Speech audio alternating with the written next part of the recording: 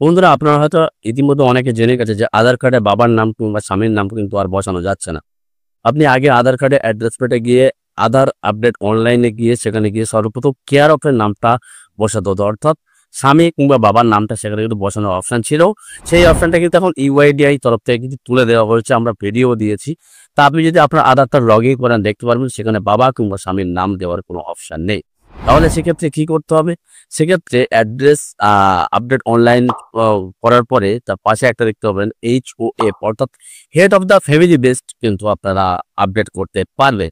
Head of the family based অনেক document আছে। আ ration card আছে, ম্যারেজ সার্টিফিকেট আছে বা জব কার্ড আছে, স্কুল সার্টিফিকেট আছে। আরো অনেক ডকুমেন্টস আছে। আমি আপনাদেরকে দেখাচ্ছি সাইটে গিয়ে বা আপনারা চাইলে লগইন করে দেখে নিতে পারেন।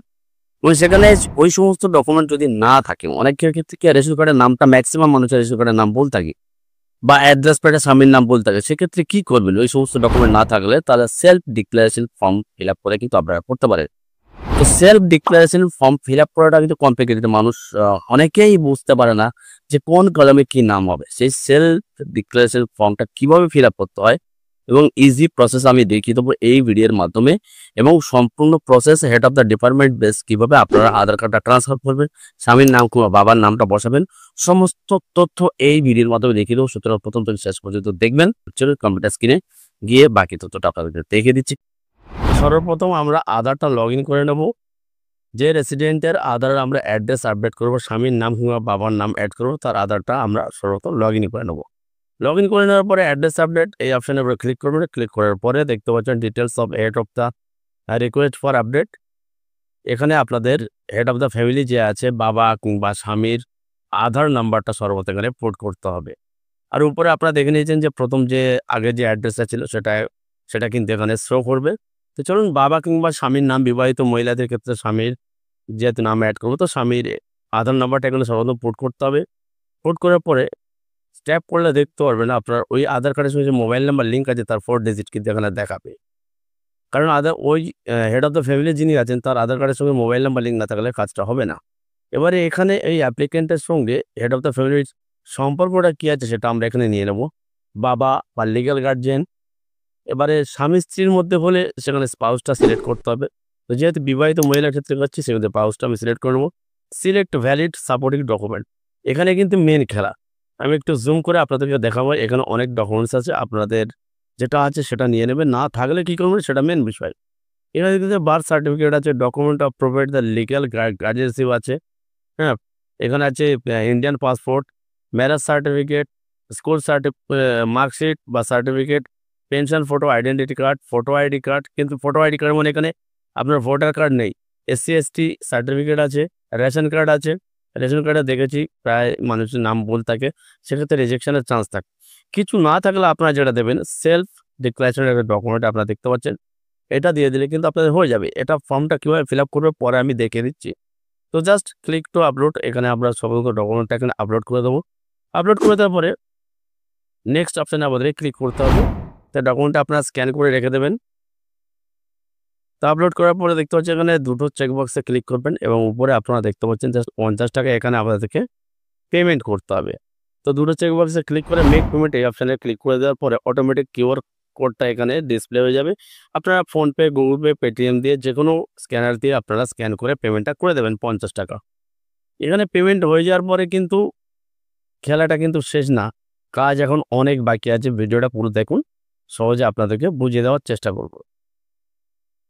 একটা অ্যাকনোলেজমেন্ট রিসিপ্ট জেনারেট হবে। ওই অ্যাকনোলেজমেন্ট রিসিপ্টটা আপনারা ডাউনলোড করে নেবেন। ডাউনলোড করে ওখানে যে SR-এর নাম্বার আসবে, SR-এর নাম্বারটা আপনাদেরকে সর্বপ্রথম কপি করে নিতে হবে। অর্থাৎ সার্ভিস রিকোয়েস্ট নাম্বার দ্বিতীয় অপশানে আপনারা দেখতে পাচ্ছেন। প্রথম আধার নাম্বার তারপর SR-এর নাম্বার। তো এবার আমরা চলে যাব যে রেসিডেন্টে আমরা অ্যাড্রেসটা চেঞ্জ করছি তার নামটা আমরা লগ আউট করে দেবো। লগ আউট করে দিয়ে হেড অফ দ্য ফ্যামিলি বাবা কিংবা স্বামী যিনি আছেন তার আধারটা আমরা লগ ইন করে নেবো। তো এখানে লগ ইন অপশানের উপরে ক্লিক করে দেবো। লগ ইন অপশানের উপরে ক্লিক করে দিয়ে বাবা কিংবা স্বামী যিনি আছেন তার আধার নাম্বার ক্যাপচা দেবো। দিয়ে সেন্ড ওটিপি অপশানে ক্লিক করবো। সেই ওটিপিটা এখানে দিয়ে আমরা লগ ইন বাটনের উপরে ক্লিক করে দেবো। লগ ইন বাটনের উপরে ক্লিক করে দেওয়ার পরে তার প্রোফাইলটা আধারটা লগ ইন হয়ে যাবে। আপনারা স্ক্রল ডাউন করে নিচে চলে আসবেন। দেখতে পাচ্ছেন মাই হেড অফ ফ্যামিলি অর্থাৎ HOF রিকোয়েস্ট। এরপরে চেকবক্সের উপরে পাশে অ্যারো আছে, অ্যারোতে ক্লিক করে দেবেন। ক্লিক করে দেওয়ার পরে সেই SR-এর নাম্বারটা যেটা আমরা এখন অ্যাড্রেস আপডেট করলাম সেই এসআরএন নাম্বারটা আমরা এখানে কপি করে নেব। এখানে কপি করে নিয়ে ওখানে যেটা রিকোয়েস্ট চেয়েছে ওখানে আমরা পেস্ট করে দেবো। জাস্ট এখানে পেস্ট করে দেবেন। পেস্ট করে অ্যাকসেপ্ট এই বাটনের উপরে ক্লিক করে দেবেন। অ্যাকসেপ্ট এই বাটনের উপর ক্লিক করে দেওয়ার পরে আরেকটা ওয়ার্নিং মেসেজ আসবে যে আপনি কি অথরাইজ করছেন যে আপনার অ্যাড্রেসটা এখানে শেয়ারিং করতে? Are you sure would be like to the accept the request of head of family address? তো ডেফিনেটলি ইয়েস করে দেবেন। ব্যাস আপনার কাজ শেষ। এবারে আপনার যে পুরনো যে এসআরএন নাম্বারটা আছে যেটা আপনি এখনই আপডেট করলেন ওটা দিয়ে স্ট্যাটাসটা চেক করবেন। এবার দেখে নেব সেলফ ডিক্লারেশন ফর্মটা কীভাবে ফিল আপ করবেন। ভালো করে ব্যাপারটা বোঝার চেষ্টা করুন। এখানে আমরা চেষ্টা করব যে মীরা মণ্ডলের অ্যাড্রেসটা আপডেট করব বাপি হালদারের যে অ্যাড্রেস আছে সেই অ্যাড্রেসে। এবারে মীরা মণ্ডলের নাম প্রথম আমরা উপরে বাপি হালদার লিখব, তারপর বাপি হালদারের ঠিকানাটা এখানে লিখে দিতে হবে, তারপর বাপি হালদারের আধার নাম্বারটা লিখে দেবো। দ্বিতীয় অপশানে মীরা মণ্ডল লিখবো, যেহেতু মীরার অ্যাড্রেসটা চেঞ্জ করছি বাপি হালদারের অ্যাড্রেসে, তো মীরা মণ্ডল আপনারা স্ক্রিনশট নিতে পারেন কোথায় কী লিখবেন। মীরা মণ্ডল আধার নাম্বার দেবেন। বাপির সঙ্গে মীরার সম্পর্কটা কী আছে সেটা এখানে দিয়ে দেবেন।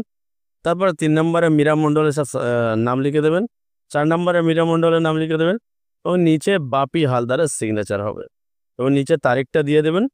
ব্যাস এইভাবে কিন্তু ডিক্লারেশন ফর্মটা ফিল আপ করা যায়। ডিক্লারেশন ফর্মটা ফিল আপ অনেকের ক্ষেত্রে ভুল হয়ে যায়, যার কারণে আধারটা রিজেক্ট হয়ে যায়। এইভাবে ফিল আপ করলে কিন্তু আপনাদের আধারটা রিজেক্ট হবে না। আশা করি আপনাদের কাছে ক্লিয়ার হয়ে গেছে কীভাবে ফর্মটা ফিল আপ করবেন। যদি প্রবলেম হয় কমেন্ট করবেন, গাইড করার চেষ্টা করব। ভিডিওটা ভালো লাগে একটা লাইক করে দেবেন এবং জনগণের সাথে ভিডিওটা শেয়ার করে দেবেন এবং এই ধরনের প্রতিনিয়ত লেটেস্ট আপডেট পেতে আমাদের চ্যানেলটা সাবস্ক্রাইব করে পাশে থাকা বেল আইকনটা অন করে রাখবেন। দেখা হচ্ছে পরের ভিডিওতে। ভালো থাকবেন, সুস্থ থাকবেন। ধন্যবাদ। জয় হিন্দ।